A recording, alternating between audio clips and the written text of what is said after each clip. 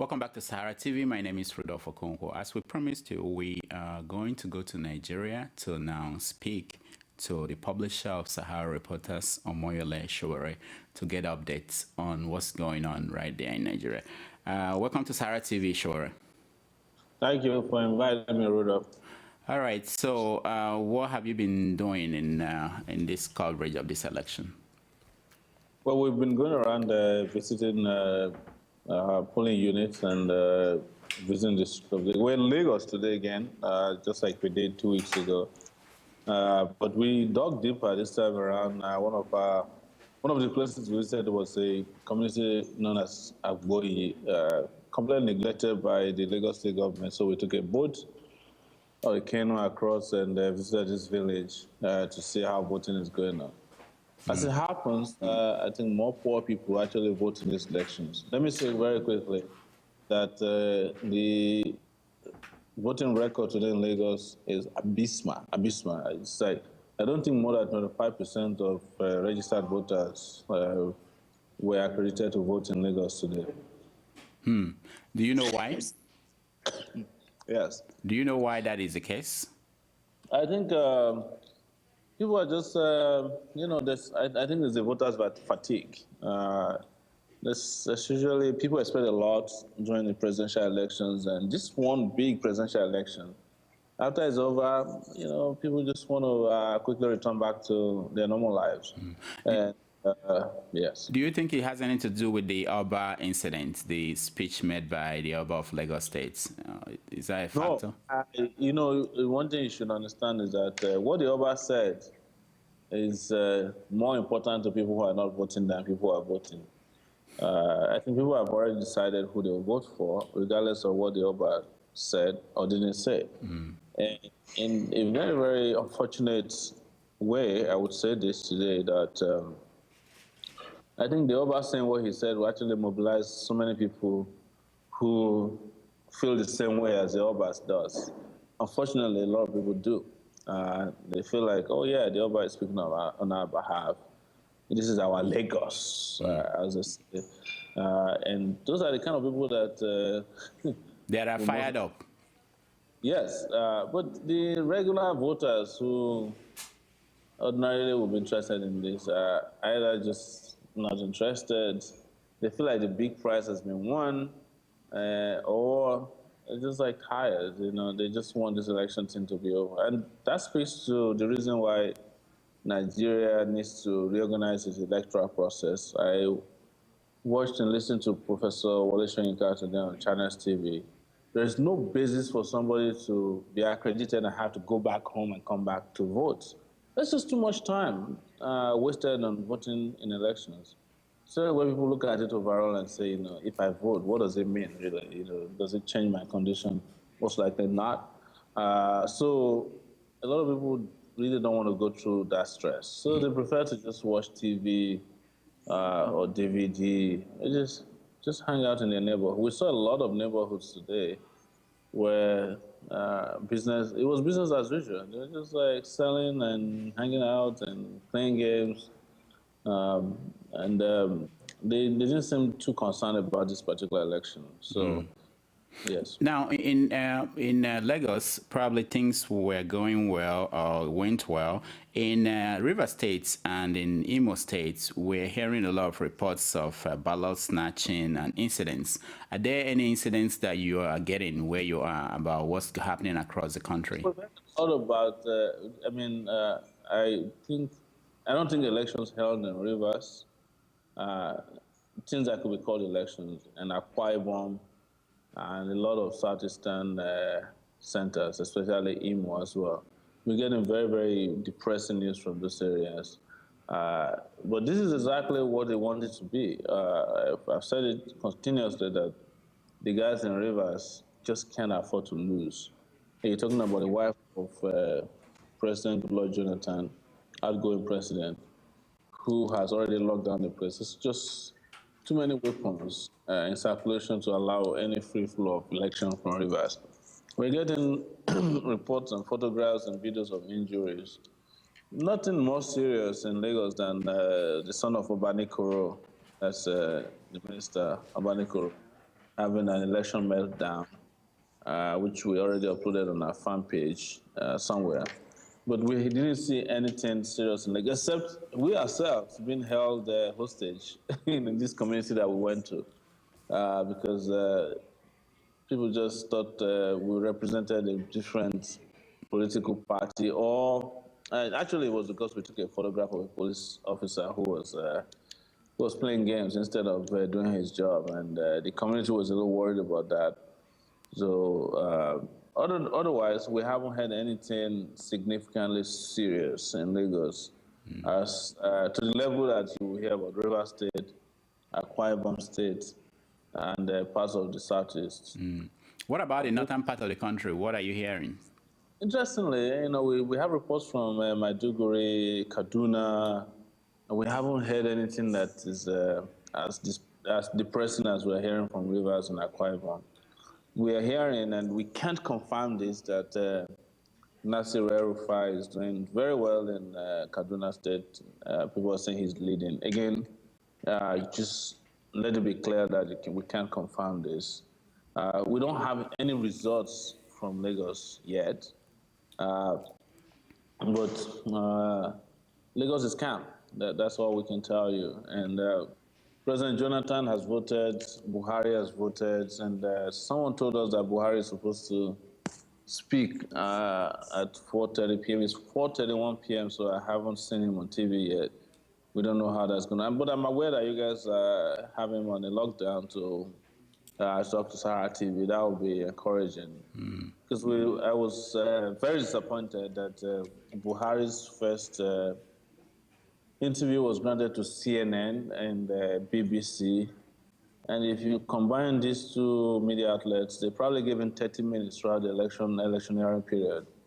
We feel that local media outlets are more entitled to have Buhari talk to them than go to BBC and CNN. Now, there was a press conference by APC yesterday alleging that there were attempts to rig the election today across the country by the PDP. They mentioned that the president was in Lagos and that money was shared for that purpose. What do you know about the president's visit to Lagos? The president and his people confirmed that they were in Lagos, and they met with Obanekoro. And Obanekoro doesn't have a good reputation with elections. They met with Gani Adams, who is the leader, one of the factional leaders of the Odua People's Congress. These are guys that have reputational issues with elections. Gani Adams shut down Lagos before the presidential elections. And so it made sense that they were worried. But the president has the president's people have dismissed this outcry as a farce, saying that the president was entitled to visit Lagos. And but they didn't deny that they met with these characters. So I think the APC guys are just trying to be on the. So they don't want to sound the necessary alarms in case if there's something untoward happening. And I think the reaction from President Jonathan is also to keep his reputation intact, because they're making a big deal out of the fact that he considered election. People don't know the history behind his concession of the election. And I think one of the things that Nigeria has as a problem is that we've been robbed of our institutional memory. If anybody has memory, they remember that President Jonathan and his people did a lot to scuttle the election, to derail the democratic process. And I think if they accepted the outcome of the election, it was because there was no other option available to the president and his foot soldiers. So I'm not one of the people out there praising him for accepting election results. No, he lost. And it's not an election he lost on election day. It was an election he lost several weeks, if not months or years before the election day. Now, in Sokoto, there is an important election going on there, very interesting, where you have family members, this former speaker or the current speaker of the House of Rep, running against his father-in-law, I believe. What do you know about what's going on in Sokoto? I can tell you a few things that will happen from the northern part of the country. I think the speaker will win against his father-in-law. And I think naturally or culturally, the father-in-law has to find him, for defeating him. That's a problem. And I think from what we're hearing, El-Rufai is doing very well in Kaduna.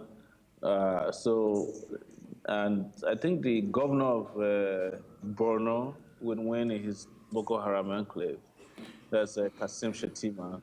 Uh, I I think we are going to get some interesting results out of Rivers. We're going to get the same type of result we got out of Rivers 2 weeks ago. There's a lot of rigging and violence happening. The system will probably declare Nyesom Wike as the governor, and that will be seriously countered by Amechi and the rest of them. I don't see any upsets happening in the southwest yet. I don't see any upset in Ogun State, in Oyo State. Those are the only two places, and then Lagos. We haven't heard anything from Lagos yet, so I have no news with regards to Lagos. The only thing I have in terms of Lagos is how abysmal the turnout was, and that might turn either ways. But normally, when the ruling party is losing elections in places like Lagos, you start to see signs of panic. I haven't seen any of that. Now, there's another interesting state, Nasarawa, where Labram Mako is running as a third-party candidate. What do you think is going on there? Any report of what's going on there? No, I don't think Labram Mako will win. I don't think so. He's as good as he used to be. Very, very attractive noisemaker. But I think the people on the ground there are probably going to vote for the candidate of the APC because there was a lot of the campaign that happened before that. His natural party, or his original party, PDP, is not supporting him there. So I don't see that happening. But again, let me be clear. Some of this is too early to make predictions. I might be wrong. And that's why I'll be glad to come back when we start getting results to you guys if it's not too late. Because we're 5 hours different. There's 5 hours difference between your time and ours. Yeah. Okay, I know you have to go back to the field, but before you go, can you give us an update on the situation in Ekiti with Fayose and the people trying to impeach him, the members of the House of Assembly? Well, the members of that, it's very mixed. What we're hearing is, there are 19 members who are out to impeach him, and there are 5 members or 6 members who are out to keep him in power. You can imagine the magic numbers that are happening in Ekiti. They've asked the chief judge to constitute a panel to impeach him. We have not heard from the chief judge yet, so this is still all up in the air. But I think strategically, Fayose went underground because he knew that this is aimed at making sure that he loses the House of Assembly elections. We don't know what's happening.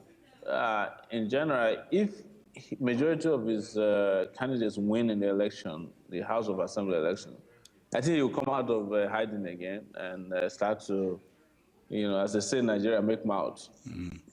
Be very vociferous. But I think he went on the ground just to make sure that he's able to keep the elections going in the state and making sure that his candidates will not lose, because his life depends on him winning the elections. Because what he will come out and say is, look, if he wins the election, he comes out and tell you that, look, I'm too popular, nobody can remove me. Like he said, you have to impeach God first before you impeach me, which is some of the stupid things he would say. But it's the important thing at this point is that it is fluid. I like to go more to those states where the governor of Ondo State, I saw him on TV not too long ago. The guy has lost a lot of weight, and that tells that there's trouble there's fire on the mountains. And that's Olusegun Mimiko. I think he's going to be roasted in the state.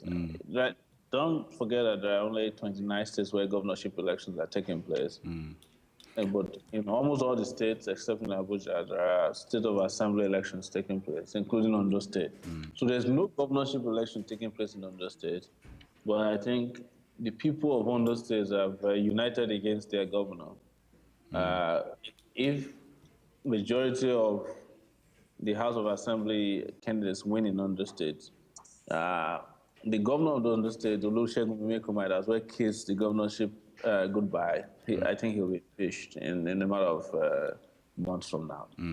Okay, one final question. The social media is excited about something concerning our Olusegun Obasanjo, the former president of Nigeria. I don't know if you've heard anything about that. Is there anything going on, and what did he discuss with Buhari at the airport in Lagos this week? Well, I don't have any details from that. And I should say that, as I mentioned last time, this is a social media election. I mean, this election that is completely run by social media. But it doesn't mean that social media will always be wrong. I've seen a lot of speculations on social media in the last few days. New websites popping up every day, just making up stories that are completely untrue. I think Obasanjo wanted to just show off by meeting Buhari at the airport. And he's doing what they call unta, in a local parlance where you use your two fingers to deride somebody by just it's just like saying here you come, you can see now that I told you so kind of thing. He did a lot to cut Jonathan to size, and Jonathan in response tried cutting him to size, but at the end of the day, he wants to prove that, look, I told you so. I won. I won. But I don't think anything serious would have taken place in 1 hour conversation at the airport, as was alleged, that can constitute some serious buzz in social media. If they're going to have any serious conversation, they probably will do it over the phone, or they will meet at a very, very private place. What I'm trying to tell you is that when you see those kind of like public meetings, it's more about showing off than anything serious being discussed. And I think Buhari wanted to say thank you for supporting or assisting me at least publicly. And Obasanjo wants to, as his usual self, just go after the Jonathan people by just stylishly deriding them and say, I told you so. Here we are. You are ex-president, and I'm still relevant. All right. Thank you so much, Sowore, for joining us. I can't believe I'm leaving already. You want more? Actually, I have a question, but I don't know how much time you have. For instance, no, I have to go. What's it? Okay. I wanted to know if we've had anything about possible appointments into Buhari's administration. No, your name was mentioned as Minister of Information. All right. Thank you so much, Sowore, for joining us today. Newspapers. Thank you so much. When we come back, we are going to talk to other people on the ground who are monitoring this election. We have experts. We have people from different spheres of life. So stay tuned. This is Sahara TV covering the governorship elections across Nigeria.